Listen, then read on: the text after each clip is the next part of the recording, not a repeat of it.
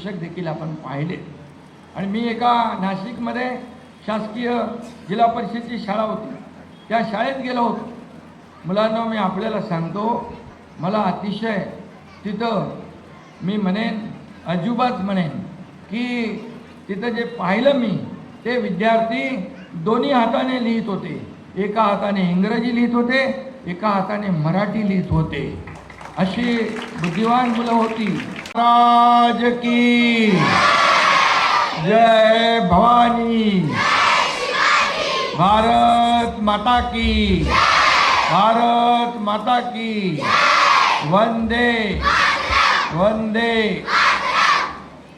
आज शाळा प्रवेशोत्सव या ठिकाणी होतोय. उन्हाळ्याची सुट्टी संपली आणि आता शाळेचा पहिला दिवस आहे. या कार्यक्रमाला उपस्थित महापौर शर्मिलाताई पिंपळकर, ठाणे महापालिकेचे आपले कर्तव्यदक्ष आयुक्त सौरभरावजी, अतिरिक्त आयुक्त संदीप माळवीजी, नगरसेवक राम रेपाळे, नगरसेविका संध्याताई मोरे, नगरसेविका मोरेताई, दोन मोरे आहेत तिकडे, आणि बाकी सर्व डॉक्टर वाघ आहे, गुरमुख सिंग, परेश टाळके, आपला शिक्षक सेनेचा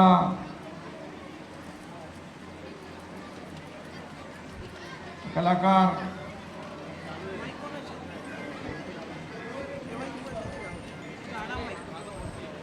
पापळकर, सर्व मासवकर, शिंदे, सर्व मान्यवर आणि मुख्याध्यापक दीपक मोराणकर, गटप्रमुख निलिमा पाटील, सहशिक्षक, सर्व शिक्षक आणि पालक आणि विद्यार्थी मित्रांनो, सगळ्यात आधी मी विद्यार्थी घडवणाऱ्या शिक्षकांना मी धन्यवाद देतो, त्यांना वंदन करतो. आणि आज माझ्या सर्व लाडक्या विद्यार्थ्यांना मी भेटायला आलेलो आहे. सर्व लाडके विद्यार्थी, खरं म्हणजे शाळेचा हा पहिला दिवस आहे आणि शाळा हे विद्यार्थ्यांच्या उज्ज्वल भविष्याचं दार असतं आणि हे दार उघडून आज तुम्ही आतमध्ये आलेला आहात. आणि पहिल्या दिवसाचा उत्साह हा वेगळा उत्साह आहे ना. शाळेमध्ये आलात तुम्ही, आता सुट्टी संपली ना. काही लोकांना वाटतं का अजून सुट्टी पाहिजे होती, नाही ना. त्यामुळे आता उत्साहाने अभ्यास करायचा आहे. आज शाळेमध्ये सुट्टीमध्ये आपण सगळ्यांनी मजा केली आणि आता अभ्यास करायचा आहे. आणि म्हणून आपल्या शिक्षण मंत्र्यांनी दादा भुसे यांनी ठरवलं की हे विद्यार्थी आपले सगळे लाडके विद्यार्थी आहेत आणि म्हणून शाळेच्या पहिल्या दिवशी मुख्यमंत्री, उपमुख्यमंत्री, सगळे मंत्री, आमदार सगळ्यांनी शाळेमध्ये त्या शाळेत जाऊन आपल्या विद्यार्थ्यांचं स्वागत करायचं आणि त्यांच्या शाळेची सुरुवात अतिशय उत्साहामध्ये करून द्यायची. आणि म्हणून काही लोकांना वाटत असेल आता नवीन शिक्षक आहेत, विद्यार्थ्यांना काही मनामध्ये काही प्रश्न असतील, परंतु शिक्षक नवीन असले, जुने असले तरी ते आपले शिक्षक आहेत आणि आईवडील जन्म देतात, परंतु शिक्षक त्याला आकार देण्याचं काम, त्याच्यावर संस्कार घडवण्याचं काम करत असतात. त्यामुळे शिक्षकांची जबाबदारी फार मोठी असते. आता आपल्याला माहीत आहे, नवीन शाळेत आलं की आनंदही असतो, थोडं टेन्शनही असतं आणि खऱ्या अर्थाने टेन्शन वगैरे काय घ्यायचं नाही आणि काही टेन्शन घेऊ नका. टेन्शन गया पेन्शन लेने को असं समजा आणि काही बिनधास्तपणे आपलं कुठलंही टेन्शन मनामध्ये दडपण न ठेवता आपल्या प्रत्येकाच्या इयत्तेमध्ये अभ्यास करायचा आहे. आणि आता मी बघतो ही शाळा अतिशय भव्य दिव्य झालेली आहे. त्यावेळेस मी या शाळेचा विद्यार्थी आहे, शाळा क्रमांक 23. आणि त्यावेळेस माझे वर्ग शिक्षक परब गुरुजी होते, रघुनाथ परब गुरुजी, निकम सर होते, पाठक सर होते, राणे गुरुजी होते, राऊतबाई होत्या. सगळ्या लोकांची आजही मला नावं आठवत आहेत.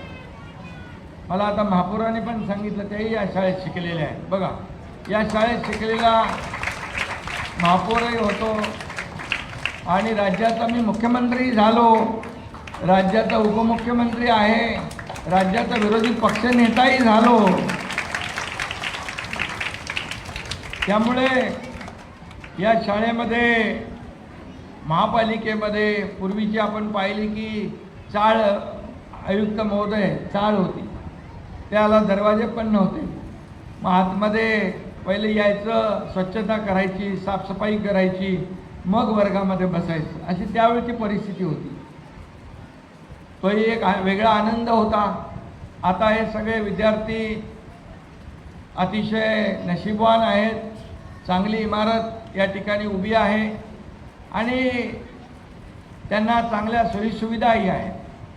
परंतु मी आपल्याला सांगतो की मोठी जी व्यक्तिमत्व झाली, आपले देशाचे पंतप्रधान देखील महापालिकेच्या शाळेत शिकलेत. त्याचबरोबर महापालिकेच्या शाळेत शिक्षण घेऊनच थोर शास्त्रज्ञ जे आपले डॉक्टर अनिल काकोडकर तेही महापालिकेच्या शाळेत शिकले. आपले पूर्व राष्ट्रपती APJ अब्दुल कलाम तेही महापालिकेच्या शाळेत शिकले. आता कितीतरी लोक आहेत की पालिकेच्या, जिल्हा परिषदेच्या, सरकारी शाळेमध्ये शिकून समाजामध्ये विविध क्षेत्रामध्ये चांगलं उत्तुंग काम करणारे मोठे नेतेही झाले. म्हणून मी आपल्याला सांगतो, शाळा अतिशय एअर कंडिशन असेल, फी जास्त असेल, तिथं सोयीसुविधा जास्त असतील, मग ती शाळा चांगली. आणि महापालिका आणि सरकारी शाळा आणि याच्यामध्ये बिलकुल काही फरक नाही. त्या ठिकाणी शिक्षक कसे आहेत, शिक्षण कसं आहे, कसे शिकवतात, याला फार महत्त्व आहे. आणि म्हणून शिक्षकाला फार महत्त्व आहे. शिक्षक हा या विद्यार्थ्यांवर आपल्याला संस्कार घडवण्याचं काम करत असतो. आणि म्हणूनच इथली शिक्षक देखील कोणी काही कमी नाही, सगळे चांगले शिक्षक आहेत, चांगले रिझल्ट आहेत या शाळेचे. हम भी किसी से कम नहीं असे आपले शिक्षक आहेत. आणि शिक्षकांना देखील आपण सोयीसुविधा, त्यांचे प्रश्न सोडवण्याचं काम करत असतो. त्यामुळे जसं त्यांच्याकडून ज्ञानदानाचं, शिक्षणाचं आपण काम चांगलं झालं पाहिजे अशी अपेक्षा करतो, तशाच प्रकारे त्यांच्या देखील काही समस्या असतील त्या सोडवणं आपलं कर्तव्य आहे. आणि म्हणूनच मी आपल्याला सांगतो, शिक्षकाचं महत्त्व अनन्यसाधारण आहे आणि हा शिक्षकच सगळ्यात महत्त्वाचा आहे. डॉक्टर सर्वपल्ली राधाकृष्णन यांचं एक सुप्रसिद्ध कोट आहे, a lawyer's mistake is buried in the files and engineer's mistake is hidden behind the bricks of a wall. A doctor mistake is buried in the graveyard. आणि but the teacher mistake reflects in the society and the nation for generation. शिक्षकांची एक चूक आपलं देशाचं भवितव्य जे आहे ते घडवत आहे. त्यामुळे शिक्षकाची जबाबदारी सगळ्यात मोठी आहे. आणि म्हणून मी नेहमी सांगतो, आपल्या आयुष्यामध्ये आईवडिलांचं जसं स्थान असतं तसंच शिक्षकांचं स्थान देखील अतिशय मानाचं आणि आदराचं आहे. आणि म्हणून शिक्षकांना आपण नेहमीच शिक्षकांचा आदर केला पाहिजे आणि गुरुजनांचा आदर करणं हे नेहमी आपण पाळलं पाहिजे. आणि म्हणूनच शिक्षकांची जबाबदारी मोठी आहे, ती शिक्षकांनी देखील सांभाळली पाहिजे. तुमच्या हातात हे देशाचं भवितव्य आहे आणि म्हणूनच हा भारत हा आपल्या तरुणाईचा देश आहे. आणि म्हणून हे उद्याचं हे भवितव्य आपल्यासमोर बसलेलं आहे आणि म्हणूनच या महापालिका शाळेमधली मुलं नावलौकिक केलं आहे. माझं तर उदाहरण तुमच्या समोर आहे. मी त्या राज्याचा मुख्यमंत्री देखील झालो आणि असे अनेक लोक या ठिकाणी मोठ्या मोठ्या पदावर काम करतात आणि म्हणून देशाचं भवितव्य घडवणं आणि सुजाण नागरिक घडवणं हे शिक्षकांची जबाबदारी आहे. ती आपण पार पाडली पाहिजे. कारण ही विद्यार्थी जे आहे ही देशाची संपत्ती आहे, हे देशाचं ऐश्वर आहे आणि म्हणून या विद्यार्थ्यांना आता आपल्याला आकार देण्याचं, संस्कार देण्याचं काम या ठिकाणी करायचं आहे. पुस्तकी ज्ञानासोबत बौद्धिक, सामाजिक, मानसिक आणि शारीरिक विकास करण्याची जबाबदारी देखील आपल्या शिक्षकांची आहे. मातृभाषेतील शिक्षणामुळे विद्यार्थ्यांची आकलन क्षमता वाढत असते आणि म्हणून या ठिकाणी विद्यार्थी घडवताना रोजची प्रार्थना असेल, खेळाचा तास, विविध स्पर्धा यांच्या माध्यमातून विद्यार्थ्यांवर संस्कार आणि शिस्त घडवण्याचं काम देखील शिक्षक करत असतात. आज मैदानी खेळ फार कमी झालेले आहेत, परंतु पूर्वी पीटी होती आणि मग मुलं देखील खेळायचे. आम्ही देखील त्याच्यामध्ये विद्यार्थी म्हणून भाग घेत होतो. आता थोडंसं आपल्याला शिक्षक देखील टेक्नोसॅव्ही झालेत, ॲडव्हान्स टेक्नोसॅव्ही शिक्षक मुलांना चांगलं शिक्षण देऊ शकतात. परंतु मैदानी खेळ देखील या ठिकाणी मुलांना आले पाहिजे, त्यासाठी देखील सरकारने नवीन धोरण केलेलं आहे. त्याचा देखील फायदा ते आत्मसात करण्याचं काम इथं केलं पाहिजे. आणि म्हणून मी आपल्याला मुद्दाम आठवण करीन, मुख्यमंत्री माझी शाळा सुंदर शाळा या अभियानामध्ये शाळांमध्ये आमूलाग्र बदल झाले. मी त्यावेळेस मुख्यमंत्री होतो आणि त्या उपक्रमांची गिनीज बुक ऑफ वर्ल्डमध्ये रेकॉर्ड बी देखील झालेला आहे. आणि म्हणून आपण कुणी कुठेही काही कमी नाही आहे. सगळे लोक एक से बढ़कर एक टॅलेंट आहे आणि म्हणून त्यांना घडवण्याचं काम शिक्षकांना करायचं असतं. मुलांच्या पाठीवरचं ओझं देखील आपण दप्तराचं कमी केलेलं आहे. शालेय पोषण आहारात आपण सुधारणा केलेल्या आहे. या देशाचं भवितव्य मुलांना तुमच्या हातामध्ये आहे आणि म्हणूनच जे जे काही हवं, जे जे काही ज्या ज्या काही सोयीसुविधा पाहिजेत त्या देण्याचं काम नक्की आपण करू. अगदी मी शिक्षकांना एवढंच सांगू इच्छितो, पहिल्या बेंचपासून ते शेवटच्या बेंचपर्यंत आपल्या मुलांवर पूर्ण लक्ष असलं पाहिजे. त्याला अभ्यासाची गोडी लागली पाहिजे. अशा साध्या सोप्या भाषेमध्ये शिकवणारे शिक्षक देखील आपण पाहिले. आणि मी एका नाशिकमध्ये शासकीय जिल्हा परिषदेची शाळा होती, त्या शाळेत गेलो होतो.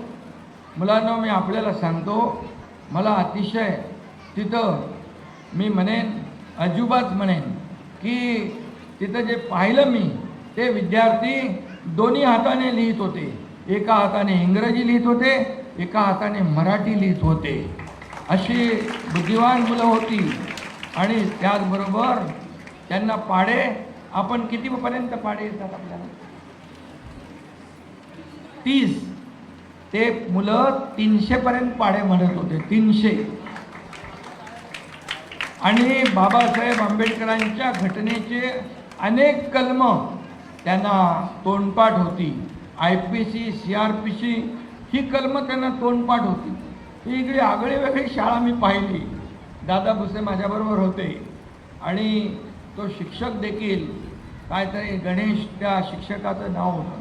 तो त्यांनी त्या शाळेला वाहून घेतलं होतं आणि पूर्णपणे शाळा म्हणजे त्याचं घर, घर म्हणजे त्याची शाळा असं झालं होतं. आणि म्हणून अशा अनेक शाळा आहेत. साताऱ्यामध्ये मी एका शाळेत गेलो होतो, आयुक्त महोदय तिथे वेटिंगला मुलं, आपल्या जिल्हा परिषदच्या शाळेत वेटिंगला मुलं आहेत. प्रायव्हेट शाळेच्या ऐवजी आपल्या शाळेमध्ये येण्याचा ओढा आहे. याचं आपण तर दादा भुसे यांनी देखील आता चांगलं एक काही उपक्रम केलेले आहेत, अतिशय चांगले आहेत. आणि डेडिकेशन आणि डिवोशन हे फार महत्त्वाचं आहे. शेवटी तुमच्या हातात ही भावी पिढी आहे. आणि म्हणून मी तुम्हाला एवढंच सांगतो, तुम्हाला उद्याच्या यशासाठी शुभेच्छा देतो. तुम्ही सगळ्यांनी आज कला, क्रीडा, ज्ञान, विज्ञान अशा विविध क्षेत्रामध्ये पारंगत व्हायला पाहिजे. आता अगदी आपण पाहतो की कॉम्पिटिशन आहे, स्पर्धात्मक युग आहे, त्याच्याप्रमाणे आपल्याला धावलं पाहिजे. आणि म्हणून शिक्षकांनी देखील नवीन नवीन नवीन नवीन कुठे कुठे काय काय आहे ते आत्मसात करून या मुलांपर्यंत पोहोचवलं पाहिजे. ज्ञान वाटण्याने ज्ञान वाढत जातो, त्याचं भंडार वाढतं. आणि म्हणून जिथं जिथं नवीन नवीन काय काय आहे शिकण्यासारखं आहे ते शिकलं पाहिजे आणि त्याचं दान मुलांपर्यंत पोचवलं पाहिजे. खूप पॉझिटिव्ह राहा मुलांनो आणि काही टेन्शन घेऊ नका. टेन्शन आहे का काय तुम्हाला? काही नाही ना? मग अभ्यास चांगला करणार? इथं काय तुम्हाला अडचणी आहेत? बिलकुल नाही. तर शिक्षकांच्या भीतीने बोलू नका, काय असेल ते सांगा. आणि मला अभिमान आहे की मी या शाळेचा विद्यार्थी होतो. पुन्हा मी सांगतो. आणि आज पहिला दिवस आहे, आनंदाचा दिवस आहे. सगळ्यांच्या विद्यार्थ्यांच्या आयुष्यातला आपल्या सुट्टीनंतरचा पहिला दिवस. पुन्हा आपल्याला इथं सुरुवात करायची आहे. चांगली सुरुवात, यशस्वी सुरुवात आपण करा. आणि सगळ्यांनाच शुभेच्छा मी देत असताना जाता जाता 4 ओळी आपल्याला सांगतो.